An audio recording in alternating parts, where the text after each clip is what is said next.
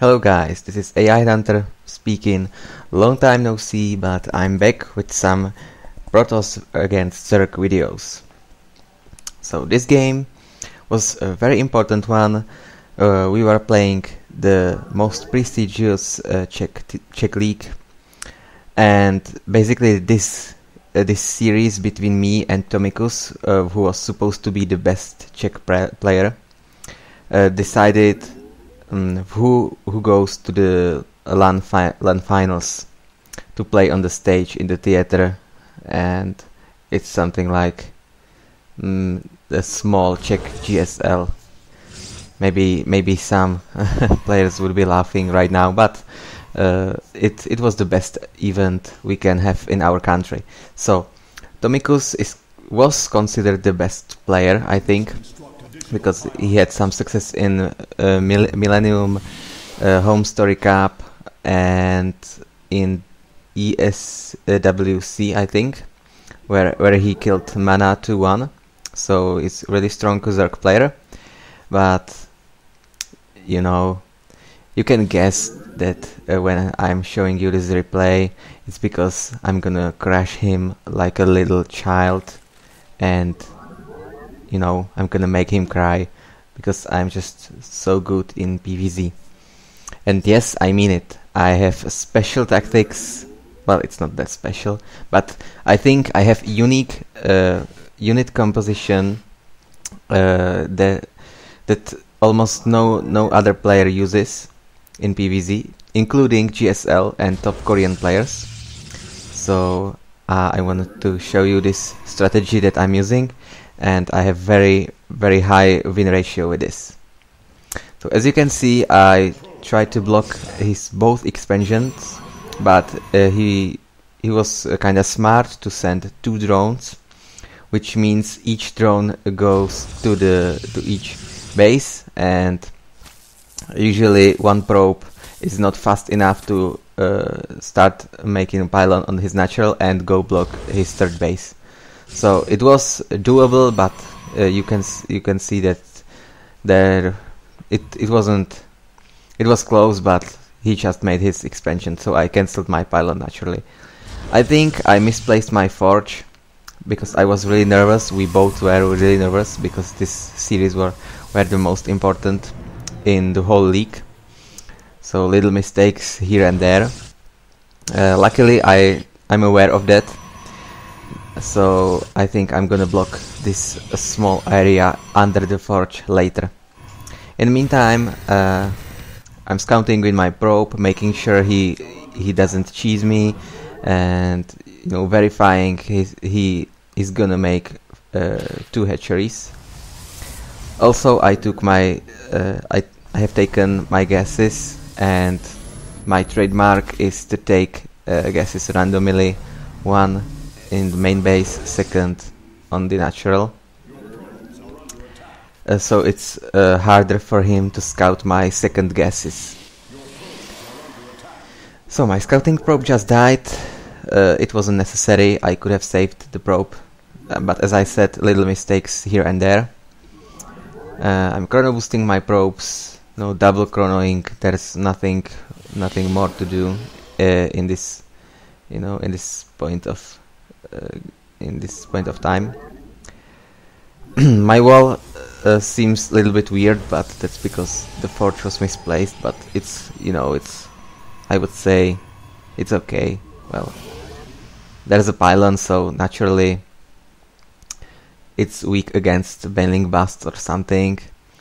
But I know he is playing macro game. I saw his double hatch opening, so I'm skipping my Zealot, and I'm opening with a Stalker, and this I kinda like this opening. It's something new because it fits better in my build. I saved the early 100 minerals for the Zealot, and I have early Stalker, which means I can clear the Zelnaga, kill some Zerglings, and most importantly, I should send the Stalker back right now to prevent scouting overlord.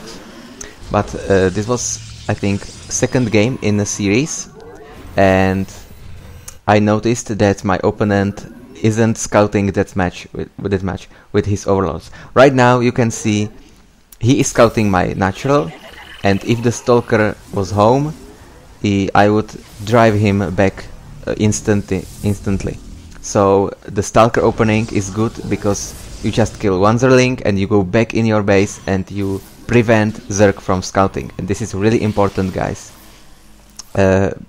Because right now it's not really about, well, of course it's about which tech you're gonna open, whether it's Stargate, Robo or Twilight. But it's not as crucial as it used to be like a year ago.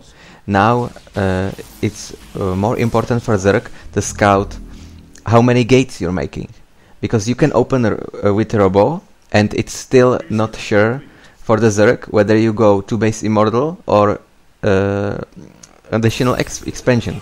So you should deny scouting. It's not a big deal if Zerg scouts your Robo, but it's a big deal if he scouts that you have, for example, 6 or 7 gates, because he just knows that you're gonna 2 base all in. So the Stalker opening seems much better to me than Zealot and Sentry and so on. So right now you can see I'm not gonna 2 base because this 2 base Immortal Sentry, I used to like it like more than half year ago, but right now I don't think it's that strong. Even though that the Zergs whine about it all the time, I just don't think it's a good strategy, and I don't recommend you to play it, maybe only from time to time. But what is my special tactics is a really safe free base opening with Robo, with Immortals, Sentries, with additional wall, depends on the map, but you can see on the Cloud Kingdom it's much better to wall the place near your natural than to start walling off in your third base like usually players do. I think this is the best kind of wall, and right now I have the best type of defense, and I can really defend Stefano style when the Zerg opponent throws at me 200 supplier roaches at 12-minute mark. Obviously I can beat Stefano, but you know the point. You can see that my opponent is really good at denying the observer, and I need to scout his base to make sure he's not playing Mutas or some ridiculously fast hive. But I was able to scout his guesses, but not entirely. His denying of my observer was really good. But you can see he's trying to make some aggression. The unit count is pretty low, but he has just no chance to succeed against this type of army and this type of defense. This is the kind of defense you can play on every map.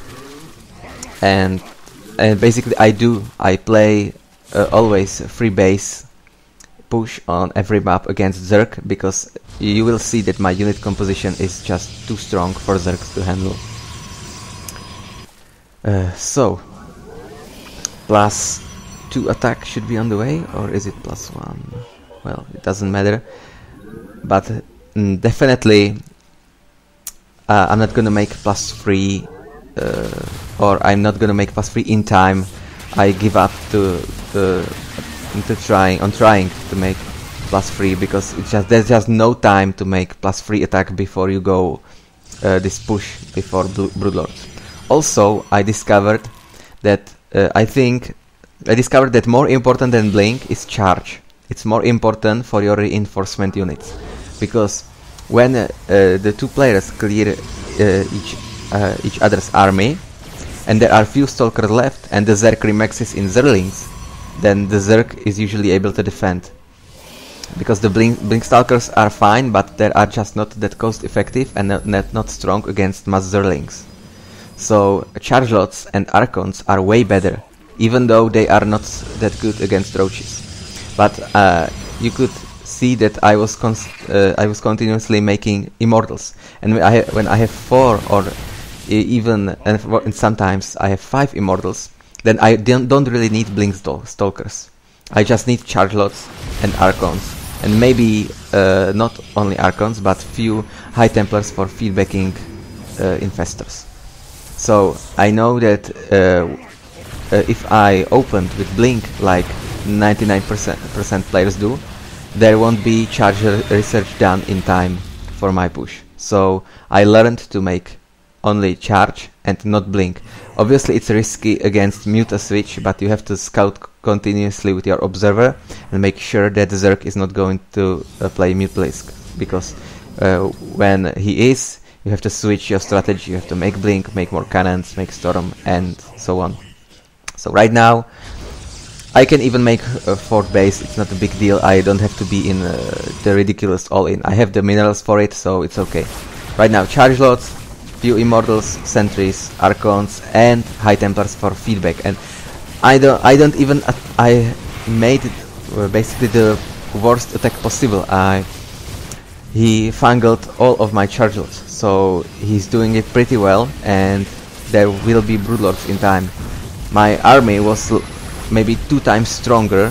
This army that I had is supposed to beat every kind of 200 Zerg army without hive tech. So every type of combination, Zerg, Link, Infestor, I should have beaten.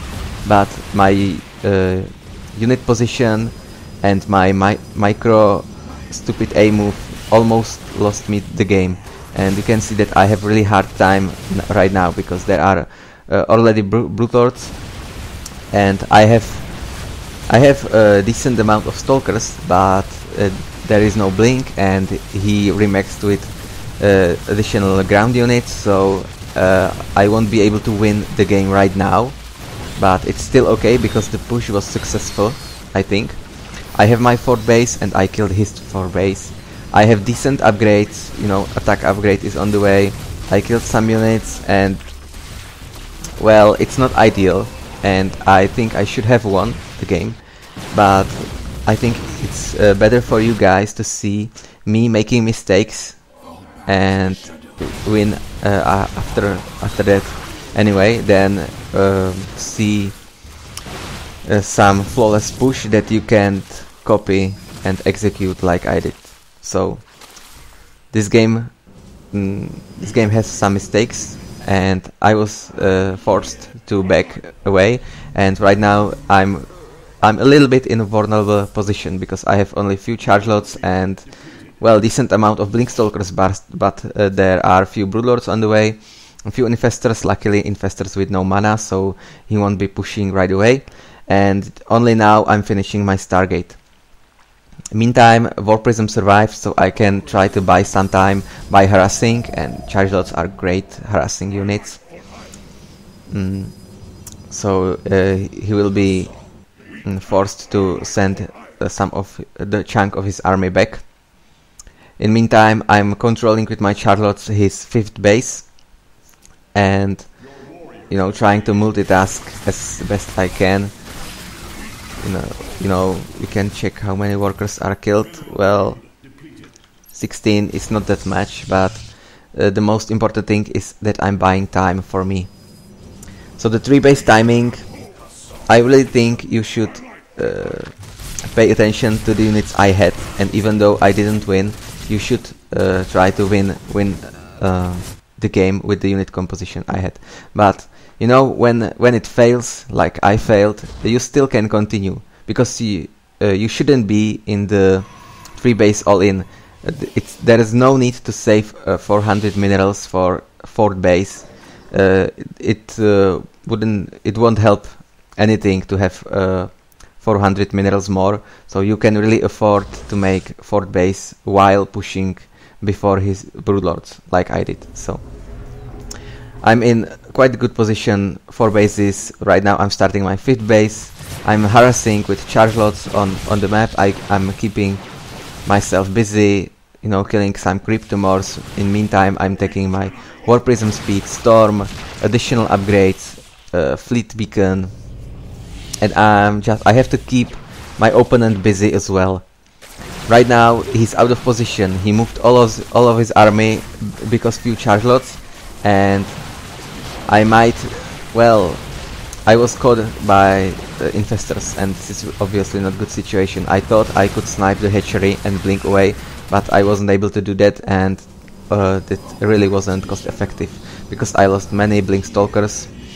But you know, I felt like I had to do something, because my mothership wasn't ready yet and he had infestor broodlords, so I had to keep myself active on the map.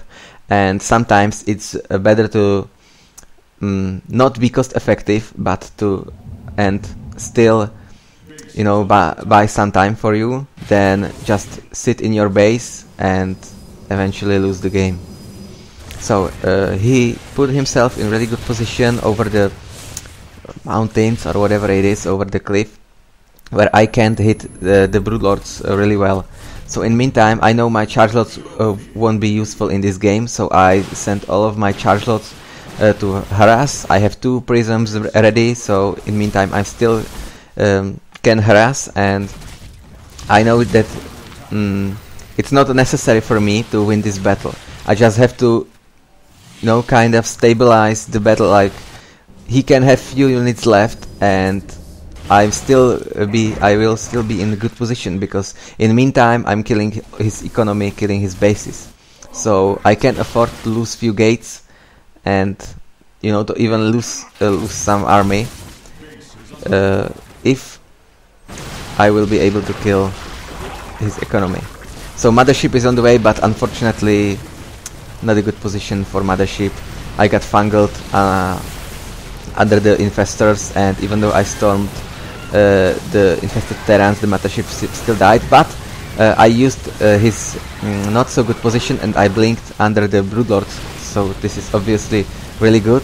So the mothership sacrificed herself, at least for something, at least for killing almost all of the broodlords, and right now I'm in a decent position. Even though I lost the battle, I know that few more warpins and I will be able to clear his army, and in the meantime I used my charge lots to kill basically all of his economy.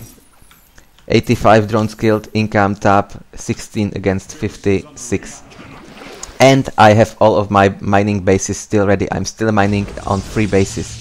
Even though I lost my natural and my main base is mined out, I'm still mining from 3 bases, and this is really important. The problem is tech buildings, because I lost cybercore and many gates, so I need to keep track on that and keep you know, remaking my production facilities. He is trying to do something with few zonglings left, few infestors, 1 broodlord. In the meantime, his DPS is just not good enough to kill all of my structures in my main base, so I don't need to rush myself to defend. I have plenty of minerals left, so I can remake my buildings and get some time, and only then, when I'm sure, I can clear this army. You can see the broodlord has just died, and there are only few zerglings, maybe 2 infestors somewhere, and his economy is pretty much crippled. So, what can you take from this game? Basically it means when you fail your free base timing, you have to keep yourself busy, keep your enemy busy, harass on the map, and buy yourself time before you get your mothership ready. And even though your enemy even though your enemy attacks you before your mothership is ready, you can still do something. It's you know, not a hopeless situation. You can go this semi-base trade strategy, when you send a part of your army to kill his economy, and you let your opponent to kill a few of your buildings, but meanwhile you keep expanding on other places and remaxing your army, and you will maybe lose the critical battle, but you will win the game in the long run. So you can see again, my stalkers are getting surrounded by zerglings, and it seems like he defended his base, but this is only an illusion, because we can see that I have double the supply, and he just doesn't have the economy, and I have plenty of minerals and so much gas. So I wasn't even macroing very well, but this is because I didn't have the gateways to remake the unit. But right now I'm just playing with him, I'm enjoying my win, because I know even though I messed up my free base timing, I was able to win anyway. So maybe you wonder why I think it's so strong to make charge lords, few archons, immortals, only low amount of blink of stalkers without blink, and no colossi, and you know, not really the typical combo that you usually see, like colossi blink stalkers. I just think that colossi are way too slow, and not only they move slow, but they build slow. And this is the more important thing, because if you want to make third base in, let's say, 9 or 10th minute mark, you have to make few immortals first, because if you take too fast to Colossus, you could easily lose to some lair pressure, whether it's mass roach drops, mutalisks, anything. So you can't rush to Colossus. You can only switch to Colossus later. But when you switch to Colossus in 12, let's say 12 minute mark, you won't be able to hit the timing before Broodlords, which is like 14 minute mark, with enough firepower. The Colossi are just not that strong in PvZ, I think, so I skip the Colossi entirely. And Blink Stalkers, even though it looks good when you have like 20, 25, maybe 30 Blink Stalkers and you can blink them individually and so on, it's still not that useful unit against infestors with some Zerglings and even Roaches. It's just not that effective, because if Zerg sees you coming, he can make, let's say, 10 Spine Crawlers, he can catch you with Fungals, you won't be able to blink, and Stalkers are not that cost-effective unit. I think the best combo to make your free base timing work is be heavy on Immortals, 4 to 5 Immortals, not as many Stalkers, and to have, let's say, 12 gateways ready, because 4 gates to each base. That means free base timing equals 12 gates. And charge lots, few high tempers for feedback, 2 archons, move the shit, and make reinforcements with your warp prism, warp charge lots and additional high templars, and just beat the Zerg. That's my recipe.